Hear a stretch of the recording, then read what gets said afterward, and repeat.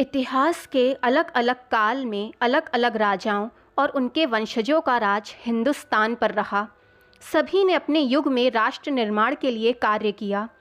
आज हम आपको भारतीय इतिहास के ऐसे ही महान शासकों के बारे में बताएंगे जिनका नाम न सिर्फ भारत में बल्कि दुनिया भर में जाना जाता है।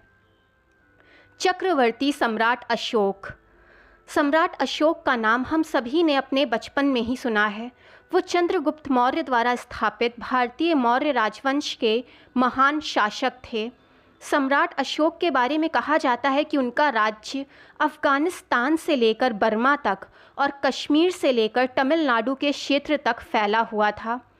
सम्राट अशोक की राजधानी पाटलिपुत्र, जो अब पटना है, वो थी। सम्राट अशोक का नाम हमेशा से भारत के महान राजाओं की सूची में सम्मिलित रहा है। सम्राट अशोक मौर्य वंश के तीसरे राजा थे। उन्हें उनकी कठोरता और दयालुता दोनों के लिए जाना जाता है। इतिहासकारों के अनुसार सम्राट अशोक एक महान योद्धा थे और उन्होंने अपने राज्य को बढ़ाने के लिए बहुत से युद्ध लड़े और जीते भी।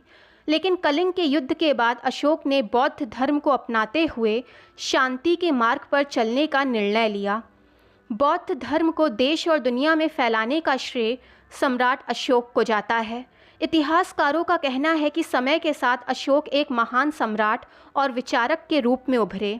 कहा जाता है कि सम्राट अशोक ने दिग्विजय की जगह धम्म विजय को अपनाया।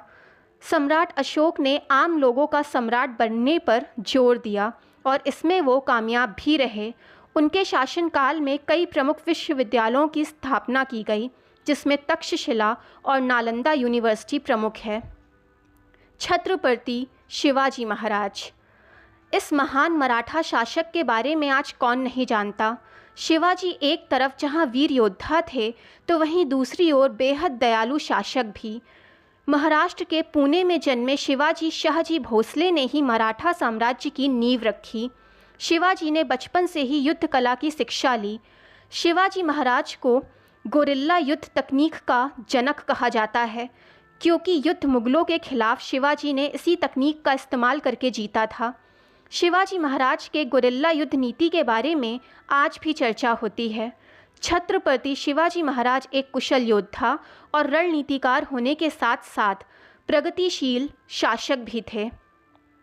सम्राट चंद्रगुप्त मौर्य। इतिहास के महान योद्धाओं और शासकों की चर्चा हो और सम्राट चंद्रगुप्त मौर्य का नाम ना शामिल हो, ये संभव नहीं। सम्राट चंद्रगुप्त ने ही मौर्य वंश या मौर्य साम्राज्य की स्थापना की थी। मौर्य वंश के संस्थापक चंद्रगुप्त को भारत का प्रथम सम्राट कहा जाता है, जिसने लगभग पूरे भारत में शासन किया। चंद्रगुप्त के जन्म के बारे में कई कहानियां हैं, लेकिन चाणक्य रूपी महान रणनीतिकार को गुरु के रूप में पाने के बाद चंद्रगुप्त ने अपना अभियान शुरू किया। सबसे पहले चंद्रगुप्त ने मगध से नंद वंश को समाप्त कर अपना शासन मौर्य वंश स्थापित किया और अलग अलग खंडों में विभाजित भारत को अखंड भारत बनाया। इतिहासकारों के अनुसार चाणक्य को जब ये खबर मिली कि अलेक्जेंडर द ग्रेट भारत पर आक्रमण करने की योजना बना रहा है, तब चाणक्य ने भारत के सभी राज्यों को एक साथ लाने के लिए एक योग्य राजा की तलाश शुरू कर दी। चाणक्य की ये खोज चंद्रगुप्त पर आकर रुकी। चाणक्य के मार्गदर्शन में ही चंद्रगुप्त मौर्य ने सिकंदर के सेनापति सेल्यूकस निकेटर को युद्ध में हराया और उनके साथ संधि की कि वे कभी भारत पर आक्रमण नहीं करेंगे। मौर्य वंश के संस्थापक और शासक चंद्रगुप्त मौर्य ने अपने शासनकाल में न सिर्फ अपने राज्य की सीमाओं को बढ़ाया, बल्कि उन सभी राज्यों की आर्थिक उन्नति पर भी ध्यान दिया। दोस्तों, वीडियो पसंद आए तो चैनल को लाइक, सब्सक्राइब एंड शेयर करें ताकि चैनल की नोटिफिकेशंस आपको मिलती रहें।